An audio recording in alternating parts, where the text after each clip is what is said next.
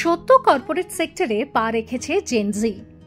অর্ধেক young millennial এখনো চাকরিতে সাফল্যের মুখ দেখেনি। একদিকে কোনো জেনজি যখন ট্রেনি, তখন মিলেনিয়ালদের কেউ কেউ মিড লেভেল ম্যানেজার। সুতরাং রিটায়ারমেন্ট নেওয়ার কথা কিভাবেই বা তারা ভাববে। কিন্তু এদেরই রিটায়ারমেন্ট নিয়ে বেশি মাথা ব্যথা। আসলে এদের উপর মারাত্মক কাজের চাপ, সেই তুলনায় স্যালারি অত্যন্ত কম। কেউ কেউ ইতিমধ্যে বিয়ে করে সংসারের ইনিংসও শুরু করে দিয়েছেন। সুতরাং বেশ কিছু দায় দায়িত্বও রয়েছে। সব মিলিয়ে stress level is very high. না নিজের জন্য সময় রয়েছে, না নতুন স্কিল এক্সপ্লোর করার এনার্জি। সব মিলিয়ে লাইফে এক্সহশন বেড়েই চলেছে। তাই জেনজিরা ওয়ার্ক লাইফ ব্যালেন্স করতে চাইছে। যে ওয়ার্ক লাইফ ব্যালেন্সের কথা 40-এ পা দেওয়া মিলেনিয়াল কিংবা জেন এক্সরা ভাবতো না, সেটাই চাইছে তরুণ প্রজন্ম। সেই কারণে ব্যস্ত জীবন থেকে অবসর নিচ্ছে তারা, প্ল্যান করছে মাইক্রো রিটায়ারমেন্টের।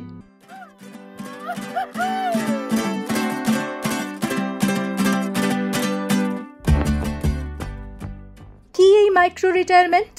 যদি কোনো কর্পোরেট এমপ্লয়ি চাকরি জীবন থেকে কয়েক মাস বা বছরের জন্য অবসর নেন, সেটাই মাইক্রো রিটায়ারমেন্ট। একঘেয়ে জীবনে সামান্য মুক্তির স্বাদ আনতে এখন ট্রেন্ড মাইক্রো রিটায়ারমেন্ট। অল্প কদিন অফিসের দৌড়ঝাঁপ থেকে মুক্তি। এই ব্রেকে আপনি কোথাও ছুটি কাটাতে বা বেড়াতে যেতে পারেন, কোনো নতুন স্কিলও শিখতে পারেন, আবার নতুন হবিও এক্সপ্লোর করতে পারেন। এই ছোট্ট অবসর যাপনে ওয়ার্কপ্লেসের বাইরে পার্সোনাল প্যাশন ফলো করার সুযোগও থাকে। মাইক্রো রিটায়ারমেন্টের বেনিফিট কি? কর্পোরেট সেক্টরে কাজ করেন অথচ লাইফে স্ট্রেস নেই, এমন মিলেনিয়াল খুঁজে পাওয়া কঠিন। যত দিন যাচ্ছে ইয়ং জেনারেশনের লাইফস্টাইল আরও কমপ্লিকেটেড এবং স্ট্রেস ম্যানেজমেন্টও চ্যালেঞ্জিং হয়ে উঠছে। কিন্তু স্ট্রেস যে লাইফ থ্রেটনিং, এই স্ট্রেস কাটানোর জন্য বিভিন্ন মানুষ বিভিন্ন উপায় বেছে নেয়। জেনজি ও ইয়ং মিলেনিয়ালরা কর্পোরেট স্ট্রেস কমাতে মাইক্রো রিটায়ারমেন্টকে বেছে নিচ্ছে, আর এতে ফলও মিলছে ভালো। মাইক্রো রিটায়ারমেন্ট পার্সোনাল গ্রোথকে সাপোর্ট করে। এই অবসরের জেরে ওয়ার্ক লাইফ ব্যালেন্স করা সহজ হয়ে গিয়েছে, আর তাছাড়া কাজের জায়গায় প্রোডাক্টিভিটিও বেড়েছে। আর স্ট্রেস থেকে মুক্তি পেলে তো এমনি মেন্টাল হেলথও ভালো হয়ে যায়। এই মাইক্রো রিটায়ারমেন্ট কতটা কার্যকর, এখানে একটা তথ্য দেওয়া যাক।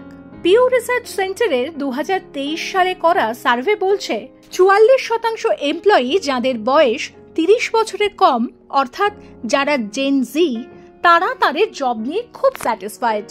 বরং 67% সিনিয়র সিটিজেন, 65 বছর বা তার বেশি যাদের বয়স, তারা কিন্তু সেই বয়সে কর্মজীবন নিয়ে অতটা বেশি সুখী ছিলেন না। এই হিসেবে বলে দিচ্ছে যারা লাইফে মাইক্রো রিটায়ারমেন্ট নিয়েছেন তারা ফলও পেয়েছেন। মাইক্রো রিটায়ারমেন্ট অ্যাপ্লাই করবেন কিভাবে? 60 বছর বয়স পর্যন্ত চাকরি করব, এই ভাবনা জেন জি ও ইয়ং মিলেনিয়ালদের মধ্যে আর নেই। কেরিয়ারের সাফল্যের মুখ দেখার আগেই আর্লি রিটায়ারমেন্টের কথা ভেবে রাখছেন অনেকেই, সেই মতো লাইফে প্ল্যানও করছেন। তার মধ্যে মাইক্রো রিটায়ারমেন্টও রয়েছে।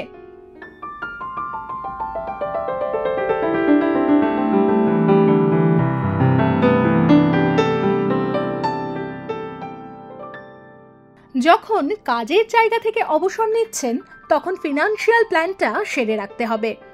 যতদিনের মধ্যে মাইক্রো রিটায়ারমেন্ট নিচ্ছেন, সেই সময় যেন আর্থিক অনটনের মধ্যে না পড়তে হয়, সেটা খেয়াল রাখতে হবে। সহজ কথায় ফিনান্সিয়াল ব্যাকআপ রেখে তবে মাইক্রো রিটায়ারমেন্ট নিন।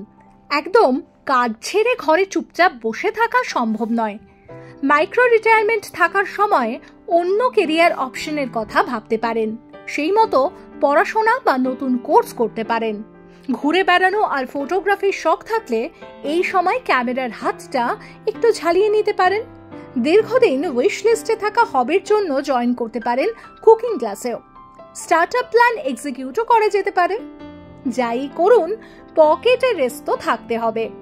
কেরিয়ারে মাঝপথে হঠাৎ ব্রেক নেওয়া যায় ঠিকই, কিন্তু তার জন্য দায়িত্ব তো পিছু ছাড়ে না। তাহলে মাইক্রো রিটায়ারমেন্ট কি অলীক স্বপ্ন হয়ে থাকবে? একেবারেই নয়। প্ল্যান করলে সব সহজ। প্রথমেই নিজের দায়িত্বগুলো বুঝে নিন।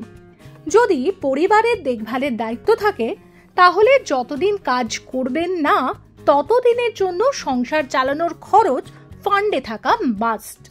আপদ বিপদ তো বলে কয়ে আসে না, তাই এমার্জেন্সি ফান্ডও রেডি রাখুন। মেডিকেল এমার্জেন্সি হলে ওই ফান্ড থেকে সামাল দেওয়া যায়।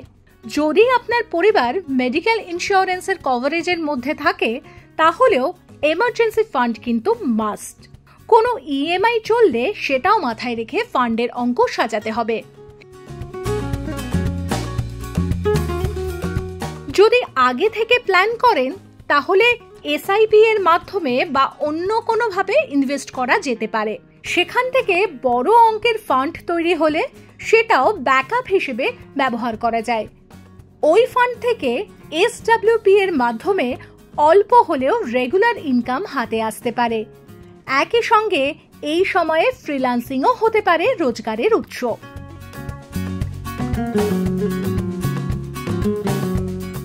এরই সঙ্গে মাথায় রাখতে হবে আপস্কিলিং এর বিষয়ও।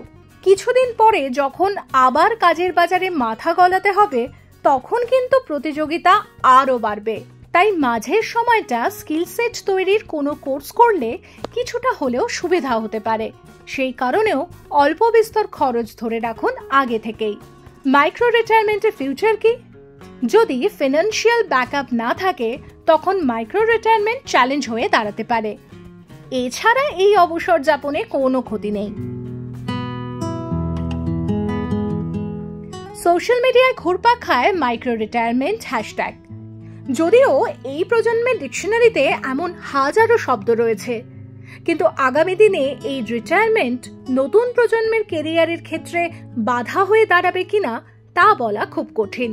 এটাও ঠিক যে জেনজিরা এখনো অভ্যস্ত হতে পারেনি কর্পোরেট কালচারের সঙ্গে। কাজ, স্যালারি, ম্যানেজমেন্ট সবকিছু নিয়েই তাদের অভিযোগ লেগেই থাকে। আবার এমনও অনেক ইয়ং মিলেনিয়াল রয়েছেন যারা মাইক্রো রিটায়ারমেন্ট নিয়ে নিজের ছোট্ট স্টার্টআপ শুরু করেছেন। অনেকের প্রোডাক্টিভিটি বেড়েছে, সাস্টেইনেবল ওয়ার্ক অ্যাটমসফিয়ার তৈরি হয়েছে। সুতরাং মাইক্রো রিটায়ারমেন্টের লং এফেক্টও দারুণ। বিষয় হলো আপনি এই মাইক্রো অবসর যাপনকে কিভাবে কাজে লাগাবেন। ডাউনলোড করুন এই সময় অ্যাপ iOS ও অ্যান্ড্রয়েডের জন্য।